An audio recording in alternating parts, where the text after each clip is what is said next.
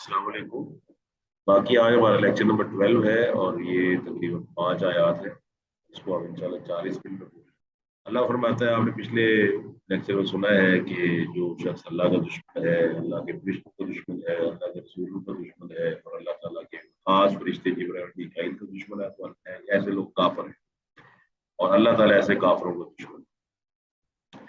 تو پھر اللہ نے اگلی آیت میں فرمایا کہ ہم نے واضح نشانیاں نازل فرمائی ہیں اور فاسق لوگ، واضح نشانیوں سے مراد آپ کو معلوم ہے کہ اللہ تعالیٰ نے سود کو حرام کیا، زنا کو حرام کیا، بدکاری کو حرام کیا، اسی طرح اللہ تعالیٰ نے نکاح کو حلال کیا، مہر کو حلال کیا ہے، سودے بازی کو حلال کیا ہے اور کئی چیزیں آپ کو معلوم ہے، وہ تمام واضح محفوظ ہیں، معمول ہیں اللہ تعالیٰ کی طرف سے۔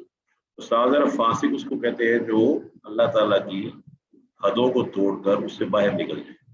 صاف ظاہر ہے کہ فاسق جو ہے بعض اوقات وہ کافر اس لیے بن جاتا ہے، سٹیجز ہے، ایک فاسق ہے، ایک ظالم ہے اور ایک کافر ہے۔ تو اللہ تعالیٰ نے تینوں سے قرآن مجید کی سورہ مائدہ میں ذکر کی ہے، آپ آیت نمبر 40 سے 50 تک پڑھ سکتے ہیں۔ من لم يحكم بما انزل الله فاولئك هم الكافرون فاولئك هم الظالمون فاولئك هم الفاسقون۔ اب یہ سٹیجز ہیں، وہ فاسق ہے یا ظالم ہے یا کافر ہے۔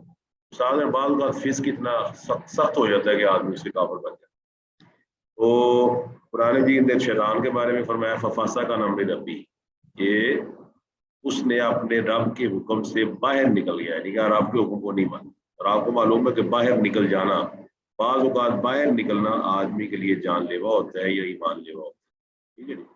مثال کے طور پر آپ دیکھ سکتے ہیں کہ اگر کوئی آدمی جہاز میں سفر کر رہا ہے 35,000 40,000 کی بلندی پر، وہ کھڑکی سے باہر نکل جائے تو کیا ہوگا؟ مر جائے گا سر، ساگر مر جائے گا۔ آپ کے جہاز اس طرح ڈیزائن کیا جاتا ہے کہ کوئی بھی مسافر، وہ خاص شیشہ ہوتا ہے، کوئی مسافر اس کو توڑ نہیں سکتا، ان بریکیبل ہوتا ہے۔ تو یہ تمام چیزیں اب جانتے ہیں۔ اب جو اللہ تعالیٰ کی راہ سے باہر نکل جائے صاحب ہے، وہ بھی تباہ و برباد ہو جائے گی۔ اب اللہ فرماتا ہے وَكُلَّمَا عَاهَدُوا عَهْدًا، یہ جب بھی لوگ یہ عہد کرتے ہیں، اس طرح کے لوگ نَبَذَهُ فَرِيقٌ مِّنْهُمْ، کوئی نہ کوئی جماعت ان میں سے، یعنی کہ یہودیوں کا پیچھے ذکر تھا، تو یہودی جب کوئی وعدہ کرتے ہیں تو کوئی ایک جماعت اس کو توڑ دیتی ہے۔ خاص طور پر یہ وہی جماعت ہے جو علماء اور مشائخ کی جماعت۔ پھر آپ کو معلوم ہے کہ ہر عالم اور ہر مشائخ اس کا کوئی نہ پیروکار ضرور ہوتی ہے۔ قرآن مجید نے اس کو بڑی تفصیل سے بیان کیا ہے اور ان کی آپس میں لڑائی بھی بیان کی ہے قیامت والے۔ آپ کو معلوم ہوگا کہ اللہ نے اس کو سورہ بقرہ میں بھی بیان کیا ہے، اللہ نے سورہ احزاب کے اندر بھی بیان کیا ہے۔ اللہ نے سورہ بقرہ میں فرمایا ہے کہ استورنا الذین تبعوا من الذین اتبعوا ورأوا العذاب وتقطعت بهم الاسباب۔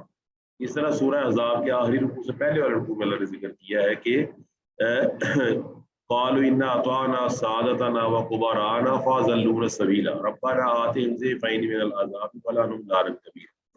اس طرح اللہ تعالیٰ نے فرعون کے بارے میں ذکر کیا کہ فرعون وہ اس کے پیچھے، وہ اپنے پیچھے جو ہے نا یخدم قومہ فاوردهم الى النار، وہ اپنی قوم کا آگے چل رہا تھا، قوم پیچھے پیچھے چل رہی۔ تو یہ جو سسٹم ہے نا، یہ آج بھی اسی طرح ہی قائم ہے۔ آج بھی ایک رہنما ہے اور پیچھے آنکھیں بند کر کے قوم لگی ہوئی۔ کیوں جی، درست ہے یہ بات؟ جی کلاس بتائیے، درست ہے؟ کلاس سن رہی ہے بات میری؟ سر سوری، کوشچن ریپیٹ کریں۔ میں نے کہا کہ آج بھی وہی کیفیت ہے کہ ایک لیڈر بنا ہوا ہے، لوگ بلا اندھا دھند اس کے پیچھے لگے ہوئے ہیں۔ جی یہ میں نے پوچھا ہے۔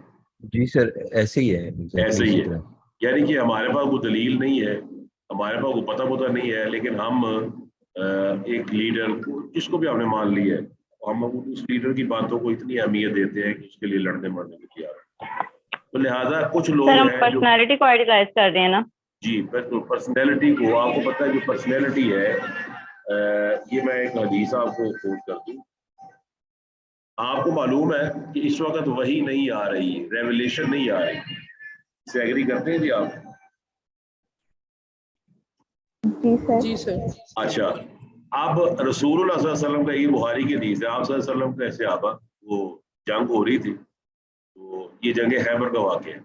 خیبر کی جنگ میں ایک آدمی خاص طور سے جنگ لڑ رہا تھا مسلمانوں کی طرف سے، کبھی ادھر کبھی ادھر، بڑے اس نے کافر مارے۔ آپ علیہ الصلوۃ والسلام نے اس کے بارے میں پہلے ہی پیشگوئی کر دی کہ یہ آدمی جائے۔ تو ایک صحابی نے جب یہ بات سنی نا تو وہ بڑا حیران ہوا، پہلے تو تعجب کیا کہ اتنی یہ مار کٹائی ہو رہی ہے اور اتنے بندے مار رہی. ہوا یہ کہ وہ اس آدمی کے پیچھے لگ گیا کہ مجھے پتا چلے کہ آخر یہ کیا چکر ہے. آخر کار پتہ یہ چلا کہ آخر میں اس آدمی نے خودکشی کر لی. تو پھر وہ آدمی بھاگا بھاگا آپ علیہ السلام کے پاس آیا، اس نے کہا کہ آپ واقعی اللہ کے سچے نبی. آپ دیکھیں نبی کریم صلی اللہ علیہ وسلم کے صحابہ اس کو کیا سمجھ رہے ہیں؟ اللہ کا ولی سمجھ رہے ہیں، اللہ کا دوست سمجھ رہے ہیں. سمجھ آئی تھی بات؟ اللہ کا دوست سمجھ رہے ہیں کہ بہت نیک آدمی ہے. اور اللہ کے نبی کیا کہہ رہے ہیں؟ یہ تو جہنمی ہے. بتائیے آج ہم کسی کی ولایت کے بارے میں، کسی کے ولی پتہ ہونے کے بارے میں، یا کسی کی ہر بات کے درست ہونے کے بارے میں کیا دلیل دے سکتے ہیں؟ سر کوئی دلیل نہیں ہمارے پاس. کوئی دلیل نہیں دے سکتے. بالکل ٹھیک ہے آپ کی بات، یہ صرف ایک گمان ہے. اچھا اب یہ عہد بھی توڑتے ہیں، ساتھ یہ لوگوں کو پیچھے لگا لیتے ہیں، تو لہٰذا ایک میجورٹی رہتی ہے. پھر میجورٹی جو ہے اس کو خریدا جاتا ہے. پھر majority is authority, money is power, boss is always right, طرح کے سلوگن بنائے جاتے ہیں بےہودہ قسم کے. اور اس کو پھر لوگوں کے اندر خاص طور پر مسلمانوں، اور آپ کو معلوم ہے ویری سوری ٹو سے کہ مسلمانوں نے ان چیزوں پہ اڈاپٹ کر لی ہے. Majority is authority, money is power, اور boss is always right. Boss always right نہیں ہے، منی پاور نہیں ہے. اور آپ کو معلوم ہے میں نے کافی اس کا مطالعہ کیا تو مجھے بہرحال نظر نہیں آیا. وہ یہ ہے اللہ کے نبی علیہ الصلوۃ والسلام نے پیسے پر توجہ دی، پیسہ بنانے میں توجہ دی ہے، یا ہیومن ریسورسز پر توجہ دی ہے اور اخلاق پر مشتمل لوگوں کو پیدا کرنے کی کوشش کی ہے؟ بتائیں جی آپ. اخلاق پر مشتمل لوگوں کو سر بنانے اخلاق پر جی آپ کو معلوم ہے پیسہ کون کماتا ہے؟ پیسہ آدمی کماتا ہے. سیدھی سی بات ہے، پیسہ آدمی کماتا ہے نا جی. کیوں جی؟ پیسہ جو ہے وہ آدمی کماتے ہیں، اور تو کون کماتا ہے؟ تو آپ کو معلوم ہے کہ اللہ تعالیٰ نے نبی علیہ الصلوۃ والسلام کو حکم دیا تھا آپ نے ہیومن ریسورسز بنائے، اور ہیومن ریسورسز چونکہ اخلاق والے تھے تو لہٰذا مدینہ میں کوئی جرم باقی نہیں، کوئی جرم باقی نہیں رہا. کیا خیال ہے؟ بالکل ٹھیک، ایسا ہی تھا، کیونکہ ہم نے اللہ کے رسول نے تربیت کی طرف زیادہ توجہ دی. الحمدللہ. اور ہمارے یہاں پیسہ کس قدر زیادہ ہے، لیکن جرائم کے حالات دیکھ لیں آپ. بلکہ پیسہ ساتھ زیادہ ہونے کے جرائم کی کیفیات بھی بڑھ گئی ہیں، کمیات بھی بڑھ گئی ہیں، کوانٹٹی بڑھ گئی ہے، اور ٹائپس بڑھ گئی ہیں. آن لائن آپ کے دھوکے ہو رہے ہیں، آپ کے جناب وہ ہیکنگ ہو رہی ہے، آپ کے اکاؤنٹ ہیک کیے جا رہے ہیں، آپ جناب سائبر کرائم کا شکار ہو چکے ہیں. اس کا مطلب ہے اخلاقیات کا جنازہ نکل گیا. جبکہ رسول آپ کو معلوم ہے اگر کوئی آدمی ہیومن ریسورس میں توجہ دے کہ میں نے ایک اچھا ہیومن ریسورس بنانا ہے، تو اس ہیومن ریسورس کے اندر کوالٹی ابیلٹی تو پہلے سے موجود ہے پیسہ کمانے کی. فائدہ یہ ہوگا کہ وہ پیسہ کمائے گا شریعت کو سامنے رکھ کر. یہ فائدہ ہے ہیومن ریسورسز ڈیولپ کرنے کا. تو کائنڈلی آپ تمام لوگ اس نقطے پہ توجہ دیں، پیسے کو ڈیولپ کرنے کی بجائے ہیومن ریسورس کو ڈیولپ کریں. جب آپ میری تربیت کریں گے اور میں ایک اچھا ہیومن ریسورس بن جاؤں گا تو پھر میرے پیسے میں برکت آ جائے گی. مجھے پتا ہوگا یہ حلال ہے اور یہ حرام ہے. جب میرے اوپر توجہ نہیں دیں گے آپ، میں پیسہ تو کما لوں گا لیکن میرا پیسہ کمانے میں اور ایک طوائف کے پیسے کمانے میں کوئی فرق نہیں ہوگا. چاہے میں ڈاکٹر ہوں یا انجینئر ہوں، وہ بھی 2 نمبر کام کر رہی ہے، میں بھی 2 نمبر کام کر رہا ہوں. اخلاقیات اس لحاظ سے ختم ہو چکی ہے.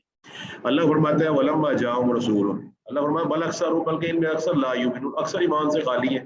اور یہاں پھر وہی دلیل ہے، اکثریت میجورٹی اتھارٹی ہے. اب دیکھیں میجورٹی تو لا یؤمنون ہے، میجورٹی جو ہے لا یشکرون ہے، میجورٹی لا یعلمون ہے. قرآن مجید نے لا یؤمنون بھی کہہ دیا ہے، لا یشکرون بھی کہہ دیا ہے، لا یفقہون بھی کہہ دیا ہے، لا یؤمنون بھی کہہ دیا ہے. بتائیے اکثریت کی پیروی کی جائے گی؟ میجورٹی کو اتھارٹی مانا جائے گا؟ بتائیے. نہیں سر. اور اس کے ساتھ ساتھ یہ ذہن میں رکھیں آپ کہ ہمیں اس کے خلاف نا احتجاج کرنا ہے. یہ جو سلوگنز بنائے گئے نا، احتجاج ہمارا یہ ہے کہ خاموش ہی صحیح، وی ول ناٹ ایکسیپٹ، ہم نہیں اس کو مانیں گے، تسلیم کریں گے. ورنہ ابراہیم علیہ السلام کے بارے میں کیا کہیں گے؟ آپ نے زبانی تو کہہ دیا ہے کہ میں ابراہیم کو مانتی ہوں، یہ مانتا ہوں، لیکن آپ اصولی طور پہ بھی مانیں. آپ کو معلوم ہے ابراہیم اکیلے تھے پوری بستی میں اللہ کی توحید کا پیغام لیے ہوئے. آج کا رول اپلائی کیا جائے تو پھر ہمیں ابراہیم علیہ السلام کو چھوڑنا پڑے گا. ابراہیم علیہ السلام کو نعوذ باللہ ناکام سمجھنا پڑے گا، جس کو قرآن نے کیا کہا ہے کہ جو بھی امتحان لیا فاطمہ ہننا، اس نے اس امتحان کو پورا کیا، پورے نمبر لے کر اس نے فرسٹ پوزیشن حاصل کی. اب آپ جانتے ہیں کہ زبانی کلامی کہنا اور بات ہے، عملی طور پہ ثابت کرنا اور بات ہے. تو فرمایا وَلَمَّا جَاءَهُمْ رَسُولٌ، جب ان کے پاس کوئی رسول آیا من عند اللہ، اللہ کی طرف سے. ساتھ اللہ نے ذکر کر دیا ہے بعض رسول ایسے بھی ہیں جنہوں نے جھوٹا دعویٰ کیا. ابھی آپ لیٹسٹ دیکھ لیں غلام احمد قادیانی، اس میں جھوٹا دعویٰ کیا، ملکہ برطانیہ اور برطانیہ کے کہنے پر اس نے قادیانی امت بنا دی. اس طرح اور بھی بڑے سارے ہیں، بابی ہیں، علی محمد باب ہے، بہائی ہے، بہاول دولہ، اس طرح کے کئی لوگ لیٹسٹ پیچھے آپ کو مسلمہ کذاب کا پتہ ہے، سجا کا پتہ ہے. یہ ہے من عند اللہ، رسول وہ سچا ہے جو اللہ کی طرف سے آئے، مصدقون وہ تصدیق کرنے والا ہے کس کی، لما ماہم جو ان کے پاس ہے. اب صاف ظاہر ہے کہ آپ کے پاس جو چیز ہے میں اس کی تصدیق کروں تو آپ میرے سے کیوں لڑائی کریں گے؟ لڑائی بنتی نہیں ہے. میں مانتا ہوں موسیٰ علیہ السلام کو اور میں مانتا ہوں عیسیٰ علیہ السلام کو، تو صاف ظاہر میری یہودیوں عیسائیوں سے لڑائی بنتی نہیں ہے، کیونکہ میں تو مان رہا ہوں کہ موسیٰ علیہ السلام اللہ کے نبی ہیں، عیسیٰ علیہ السلام اللہ کے رسول اور پیغمبر ہیں، بلکہ دونوں جلیل القدر رسول ہیں، ان اعظم رسولوں میں شامل ہیں. عیسیٰ علیہ السلام اللہ تعالیٰ کی طرف سے برہان ہے، اللہ کی طرف اللہ نے فرمایا وہ وجیہ ہے، ماں ان کی صدیقہ ہے. ساری باتیں ہم مانتے تسلیم کرتے. تو فرمایا نابازہ فریقن، ان میں سے ایک فریق نے کیا کیا، نابازہ پھینک دیا، من الذین اوتوا الکتاب، جن کو کتاب دی گئی تھی، کتاب اللہ، انہوں نے اللہ کی کتاب کو وراء ظہورہم، اپنی پیٹھوں کے پیچھے پھینک. اب پیٹھ پیچھے پھینکنے کے دو مطلب بیان کیے جاتے ہیں. ایک تو ظاہری معنی ہے کہ کتاب کو پیچھے رکھ دینا، اصل یہ معنی مراد ہے کتاب کے اصول اور ضابطوں کو چھوڑ. ورا کا مطلب ہوتا ہے پیچھے، امام کا مطلب ہوتا ہے آگے. ورا کا مطلب یہ ہوگا کہ آپ نے کیا کیا، ان لوگوں نے کتاب کو پس پش ڈال دیا. اور آج پاکستان میں عام طور پر عالم اسلام میں بالخصوص یہ صورتحال ہے کہ ہم نے قرآن مجید کو پس پش ڈالا، اور چونکہ ہم مادیت کا شکار ہیں لہٰذا قرآن مجید کی طرف پیٹھ نہ ہونے پائے، یہ تو ہم نے اصول بنائے ہوئے ہیں. قرآن مجید کی طرف ہماری پشت نہ ہونے پائے، یہ اصول بنائے ہوئے ہیں. قرآن مجید جب تلاوت کی جائے تو ہم مطلب خواتین جو ہے وہ دوپٹے سر پہ لے لیتی ہے، چادریں سر پہ لے لیتی ہے، اور جیسے قرآن کی تلاوت ختم ہوتی ہے مجھے آپ یہ بتائیں کہ قرآن کے احکامات بھی ختم ہو جاتے ہیں کہ وہ اس وقت جاری و ساری ہے. اللہ اکبر. تو اللہ تعالیٰ فرماتا ہے کہ انہوں نے کتاب اللہ کو اپنی پیٹھوں کے پیچھے ڈال دیا، پشتوں کے پیچھے ڈال دیا، اور اللہ تعالیٰ کی کتاب میں جو چیزیں موجود تھیں ان رسولوں کا انکار کر دیا کہ آپ رسولوں کو نہیں بنائے. اور کس وجہ سے؟ اپنی عقل کی وجہ سے. افرأیت من اتخذ الہہ ہواہ واضلہ اللہ علی علم وختم علی سمعہ وعلی بصرہ غشاوہ. اللہ فرماتا ہے 25ویں پارے میں سورہ جاثیہ میں آپ اس آدمی کو دیکھا جس نے اپنی عقل کو، اپنے نفس کی خواہش کو اپنا الہ بنایا ہوا ہے، اور وہ اضلہ اللہ علی علم، اور اللہ نے اس کو گمراہ کر دیا ہے علم کے بعد. جی کوشچن ہے سائرہ جاوید. جی اس میں یہ پوچھنا چاہ رہی ہوں کہ دیکھیے آپ نے کہا کہ وہ انہوں نے قرآن پاک کو جو ہے اس کے اصول و ضوابط کو مطلب پیچھے کر دیا، ٹھیک ہے. تو مگر یہ کہ اس وقت میرا خیال ہے یہ تھا کہ مطلب انہوں نے اس کتاب کو اسٹڈی کرنے کے بھی یعنی اس کو ایکسیپٹ ہی نہیں کیا نا. جی وہ اس بات مطلب وہ اللہ کی کتاب ماننے کو اس کو تیاری نہیں تھی، ان کے پاس جو کتاب اللہ کی تھی بس وہ اس کو ہی لے کے چلنا چاہ رہے تھے. یہ بات ہے نا کہ دوسرا معنی یہ ہے نا کہ جی کتاب اللہ، دیکھیے جو اللہ تعالیٰ کی کتابوں کے پاس موجود تھی، آپ کو معلوم ہوگا یہ وجود کی ہسٹری بڑی عجیب ہے. تورات ان کے پاس موجود تھی، اس میں عیسیٰ علیہ السلام کا ذکر تھا. وہ عیسیٰ علیہ السلام آئے تو انہوں نے عیسیٰ علیہ السلام کو ماننے سے انکار کر دیا. پھر دونوں کتابوں کے اندر آپ کو معلوم ہے نبی علیہ السلام کا ذکر موجود ہے. اصل میں ان کی اپنی کتاب میں چونکہ نبی آخر زمان علیہ السلام کا ذکر موجود تھا، انہوں نے اس اپنی کتاب کی پرواہ بھی نہیں کی.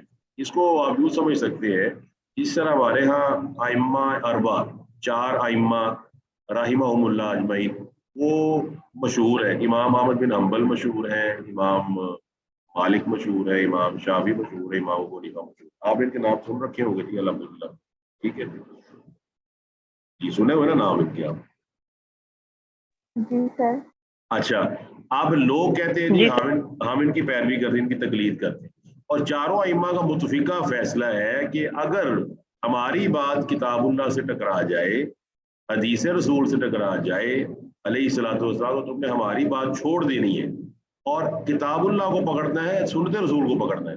تو آپ بتائیں جو شخص ائمہ اربعہ میں سے کسی ایک کی تقلید کرتا ہے اور اپنے امام کے قول پہ اڑ جاتا ہے، اور امام کے اس قول کو اس نے چھوڑ دیا ہے جو امام نے کہا تھا کہ میری بات چھوڑ دینا جب اللہ کا قرآن آ جائے، نبی کا فرمان آ جائے، تو بتائیے امام کی پیروی کرنے والا کون ہے؟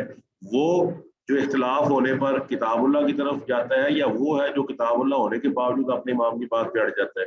حاضر آپ یہ کہیں گے کہ اماموں کی بات دوسری نے مانی ہے، اس نے امام کی یہ بات مانی. یہ جو بات میں کہوں کتاب اللہ میں پیش کر دو، کتاب اللہ سے اگر ٹکراتی ہے تو میری بات کو چھوڑ دیں. اسی طرح تورات نے کیا کہا؟ ایک نبی آئے گا. انجیل نے کہا ایک نبی آئے گا. جب وہ نبی آیا تو کیا کرنا چاہیے تھا ان کو چاہیے تھا کہ سب سے پہلے صف میں کھڑے ہو کر نبی کو تسلیم کریں، کیونکہ ان کی اپنی کتاب کے اندر موجود ہے. لیکن انہوں نے کیا کیا؟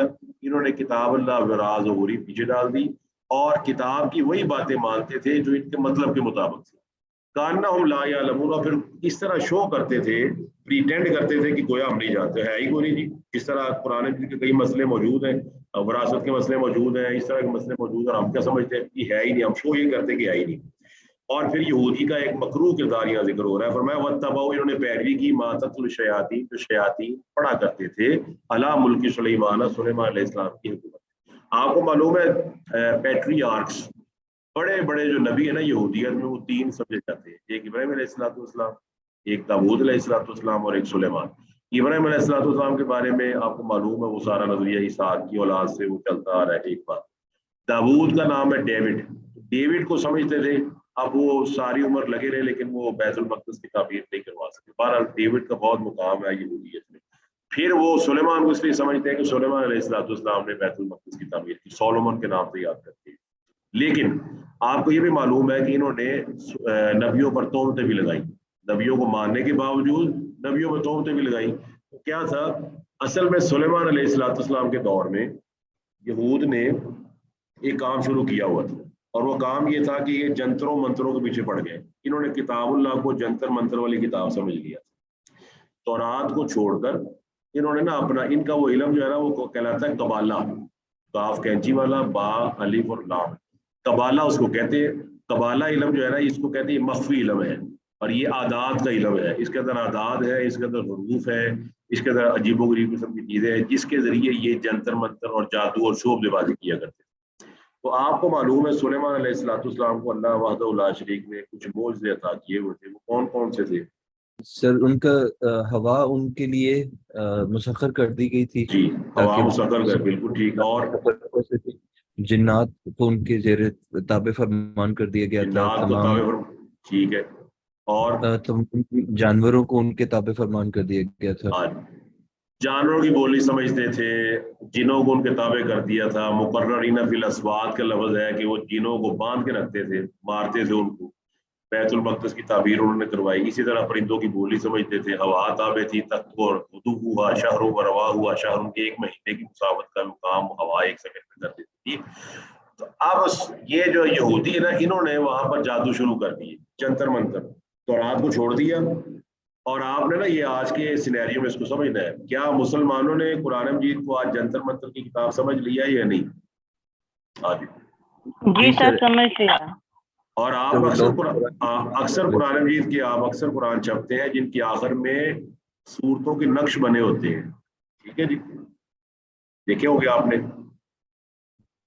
وہ جس کو لوح قرآنی کہتے ہیں وہ والا لوح قرآنی بھی موجود ہے. اور نقش سے مراد ہے آپ کو ہر اکثر قرآن مجید کے اینڈ میں نا ایک نقشے نظر آئیں گے. سورۃ فاتحہ کا علیحدہ نقشہ ہے اور 200 300 400 ڈبے بنے ہوتے ہیں جسے اسکوائر ڈبے کہتے ہیں. اس میں 9 ڈبے ہوتے ہیں، ہر ڈبے کے اندر ایک حصہ لکھا ہوتا ہے.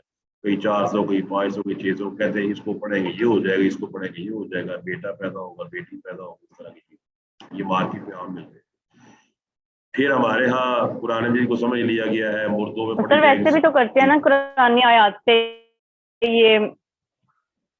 جی جی ویسے بھی کرتے ہیں قرآن آیات سے یہ دم درود وغیرہ کرتے ہیں کہ آپ کو گھر اگر نہیں بس رہا تو فلانی آیت اتنی دفعہ پڑھ لیں، فلانا اس طرح.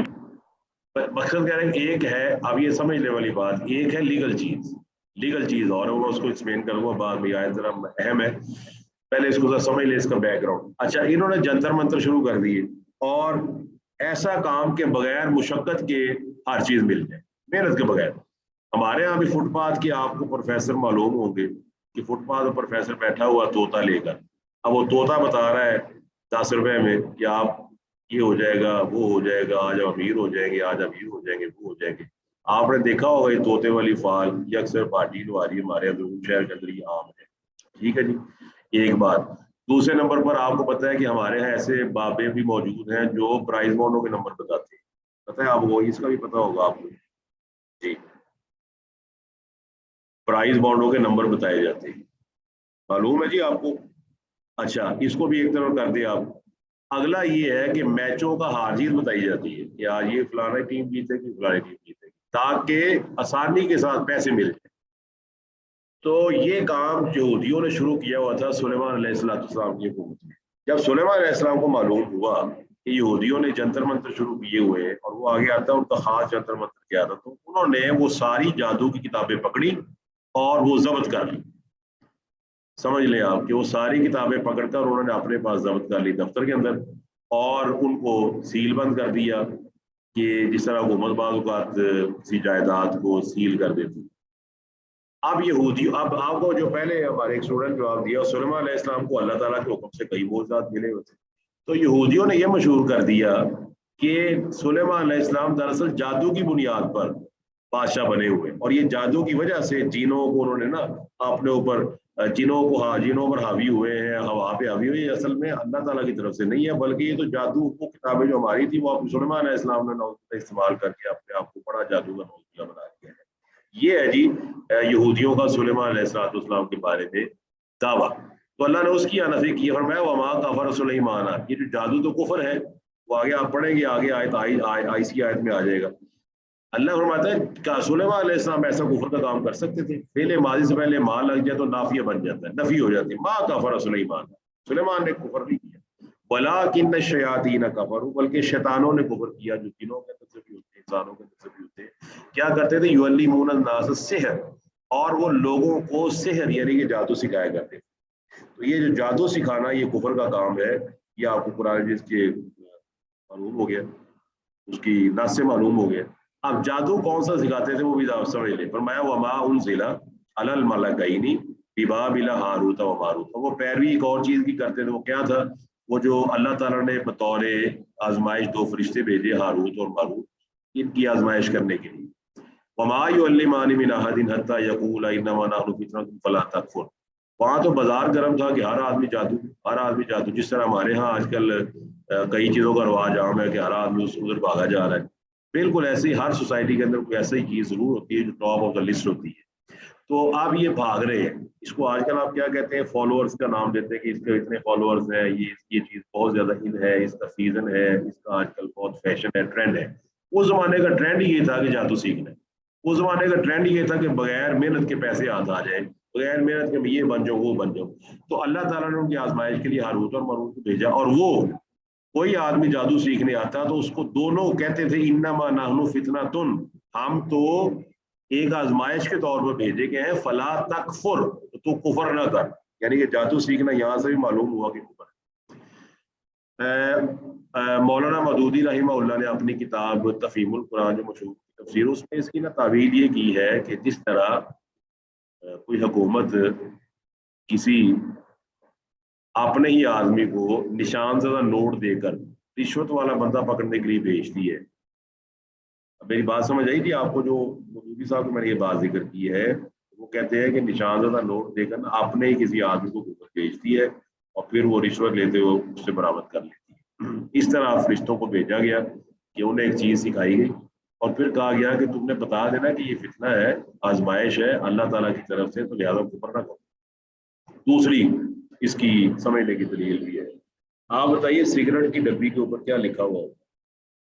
سر اس پہ لکھا ہوتا ہے کہ یہ صحت کے لیے مضر ہے. آپ سمجھ تو اس پہ ایک فوٹو بھی بنی ہوتی ہے. جی سر. اور وہ کس چیز کی ہوتی ہے؟ سر کینسر کی. اس کے بعد لوگ خریدتے ہیں کہ نہیں؟ جی خریدتے. اب یہ نیچر وہی ہے, یعنی کہ لوگوں کو پتا ہے کہ نقصان دہ ہے, لوگوں کو پتا ہے کہ آزمائش ہے, میں کینسر میں مبتلا ہو جاؤں گا, لیکن چسکے کے لیے اپنی روح کو انہوں نے ایک چسکا دینا ہے, ایک مزہ دینا ہے, تو لہٰذا سگریٹ بک رہے ہیں, چرس والے بھی بک رہے ہیں, بھرے ہوئے بک رہے ہیں, سادہ. تو یہ بالکل وہی کیفیت ہے, یعنی کہ انسانی نیچر تک وہی رہی ہے, تبدیل نہیں ہوئی. اور اب وہ جادو دیکھیں جی, وہ کیا جادو تھا. فَيَتَعَلَّمُونَ مِنْهُمَا, تو وہ لوگ سیکھتے تھے ان سے جادو. کون سا؟ ان دونوں فرشتوں سے. مَا يُفَرِّقُونَ, وہ جادو جو فرق کر دے, علیحدہ کر دے, علیحدگی کر دے, ڈائیورس کر دے, جسے کہتے ہیں بین المرء وزوجہ, آدمی اور اس کی بیوی. یہ جی جادو کہ آدمی میں, یعنی کہ بدبختی کی انتہا یہ ہے کہ ان کے ہاں نا لوگوں کے گروہ باہر, یعنی کہ لائنیں لگی ہوتی تھی جادو سیکھنے کے لیے. کون سا جادو؟ کہ آدمی میں اس کی بیوی میں علیحدگی ہو. ڈائیورس ہو جائے، اور مزید یہ کہ جس کی ڈائیورس ہوئی ہے، جس عورت کی، اس سے میری شادی ہو جائے، میرے نکاح میں آ جائے، میں اس سے فائدہ اٹھا لوں. یہ اتنے بدبخت ہو چکے تھے یہودی اس دور، یعنی کہ ساری مارکیٹ کس سے بھری ہوئی؟ جادو سے. اور جادو کیا ہو رہا ہے کہ گھروں کے اندر فساد پھیل جائے، گھروں کے اندر ایک فتنہ پھیل جائے، اور میاں اور بیوی علیحدہ علیحدہ ہوتے ہیں. اور آپ کو معلوم ہے میاں بیوی کی علیحدگی کم از کم 2 آدمیوں کی نہیں بلکہ 2 خاندانوں کی علیحدگی ہوتی ہے. اسی طرح نبی کریم صلی اللہ علیہ وآلہ وسلم نے فرمایا کہ شام کو ابلیس جو ہے نا وہ اپنا تخت بچھاتا ہے سمندر میں. یہ صحیح مسلم کے اندر موجود ہے حدیث کتاب صفت المنافقین، اور اس میں باب ہے تحریش الشیطان وباسہ، یعنی کہ اس میں یہ ہے کہ اللہ تعالیٰ کے دشمن شیطان کا یہ گروہ، اس کا آنا اور اس کا یہ سمندر میں بیٹھ کے باتیں سننا. اب وہ نا سارے چیلوں سے سنتا ہے کہ تم نے چورجی میں کیا کیا، ٹاؤن شپ میں کیا کیا، فلاں جگہ کیا کیا، فلاں جگہ کیا کیا. اور ایک آدمی آ کے اس سے شتوبڑا، اس کا شیطان کہتا ہے آگے کہ آج میں میاں بیوی میں لڑائی ڈلوا کے آئے ہوں. تو شیطان اپنے تخت سے اٹھتا ہے اور اسے گلے لگاتا ہے اور یہ کہتا ہے یہ ہے کرنے کا کام تو کر کے آئے. اب بس اب تو نے اکائی توڑ دی ہے، یونٹی توڑ دی ہے. تو یہ وہ یہودیوں کا وصف ہے جو یہاں قرآن نے بیان کیا. کون سا جادو؟ اور آپ کو معلوم ہے جادوگر کبھی بھی کامیاب نہیں ہوا کرتا. قرآن مجید کے اندر اللہ تعالیٰ نے ساحر کا ذکر بھی کیا ہے، ساحرون کا ذکر بھی کیا ہے. تو فرمایا ولا یفلح الساحرون، جادوگر کبھی کامیاب نہیں ہوتے. ولا یفلح الساحر حیث اتی، جہاں سے مرضی آ جائے جادوگر کامیاب نہیں. فرمایا وما هم بضارین به من احد الا باذن اللہ، حالانکہ جادو اللہ کے حکم کے بغیر نقصان نہیں پہنچا سکتا. حکم تو اللہ تعالیٰ کی چل رہا ہے. اب اللہ تعالیٰ آزمائش کرتا ہے آدمی کی، کسی طریقے سے بھی کر سکتا ہے. فرمایا وَيَتَعَلَّمُونَ، سیکھتے تھے، ما یضرہم، وہ تعلیم سیکھتے تھے جو ان کو نقصان پہنچاتی تھی، ولا ینفعہم، اور فائدہ نہیں پہنچاتی. یہ آیت آج کل جو ہمارا نظام تعلیم ہے اس کے بارے میں میرا خیال ہے، کیونکہ ہم اپنی تعلیم کے ساتھ کیا سیکھ رہے ہیں. اکثر ہمارے، آپ دیکھ لیں ہمارے ہاں فائن آرٹس کے ادارے ہیں جیسے NCA ہے، نیشنل کالج آف آرٹس، وہاں بلا شک و شبہ بے حیائی سکھائی جا رہی کہ بے حیائی اور عریانی کے کام آرٹ کالجوں میں آرٹ کے نام پہ کیے جا رہے ہیں، ثقافت کے نام پہ کیے جا رہے ہیں، سول یہ اپنا ٹریڈیشن کے نام پہ کیے جا رہے ہیں. تو یہ وہی تعلیم وہی ہوتی ہے جو کتاب اللہ پر مشتمل ہو. اصل تعلیم وہ ہے جو آپ کے اندر اخلاقیات کو پیدا کرے، آپ کے اندر نبوی صفات کو پیدا کرے. اگر آپ نبوی صفات کے حامل نہیں ہیں تو وہ تعلیم نہیں. صاف ظاہر ہے کہ اللہ تعالیٰ فرماتا ہے کہ سیکھتے تھے وہ جو ان کو نقصان پہنچاتا تھا، فائدہ نہیں پہنچاتا.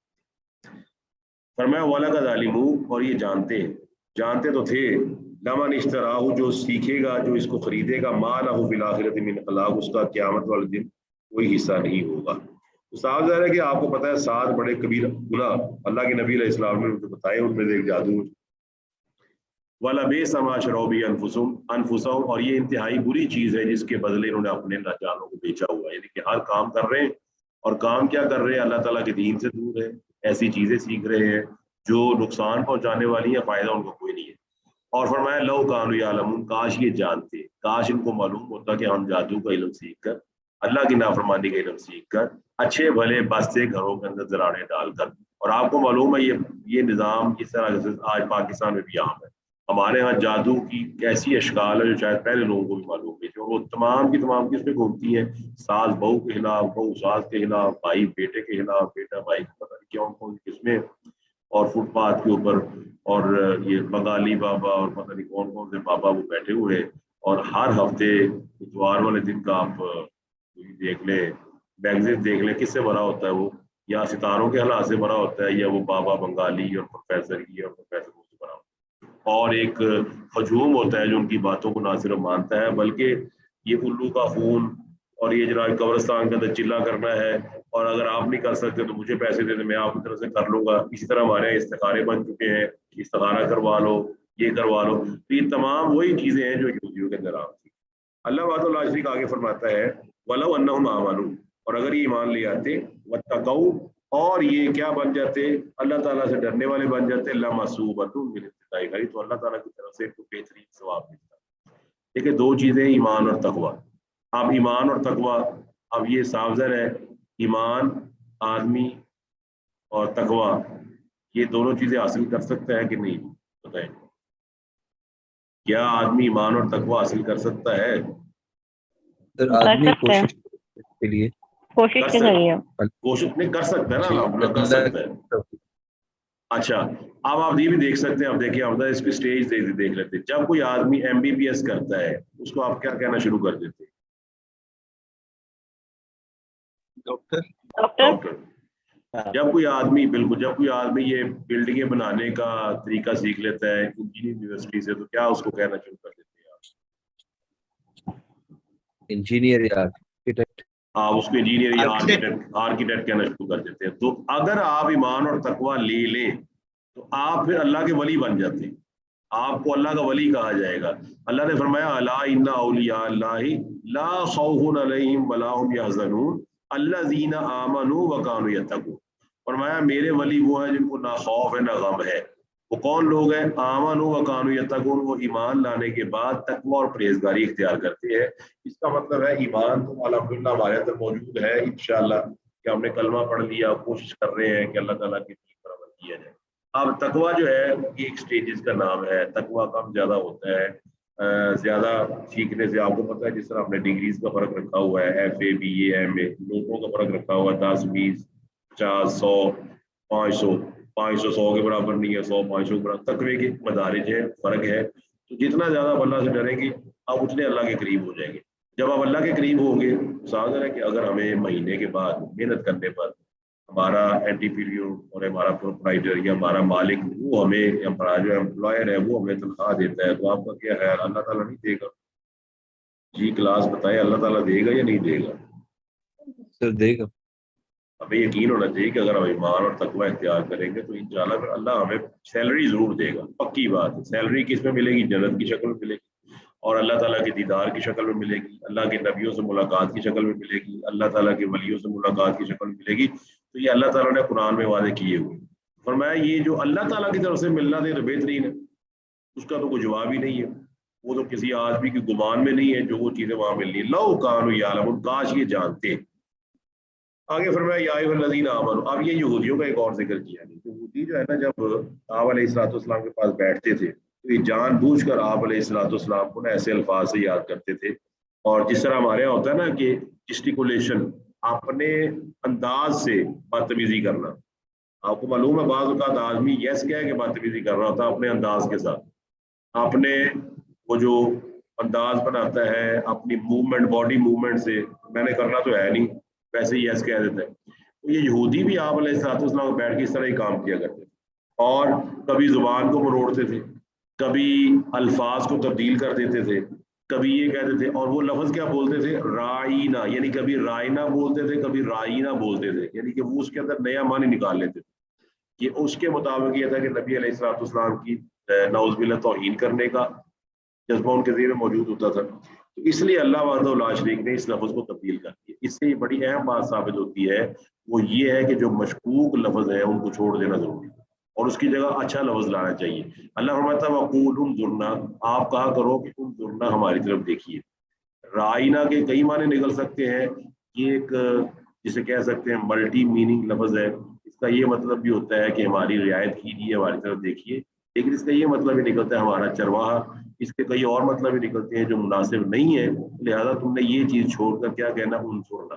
ये चीज़ इस बात पे दलालत करती है कि हमें मशकूक काम भी छोड़ देने चाहिए। वो काम जो मशकूक है, अल्लाह के नबी अलैहिस्सलाम ने हुक्म दिया हुआ है, हलाल वाज़ेह है, हराम वाज़ेह है, बैनहुमा, उन दोनों के दरमियान मुश्तबे चीज़ें हैं। जो मुश्तबे चीज़ों को छोड़ता है उसने अपनी ईमान को बचा लिया।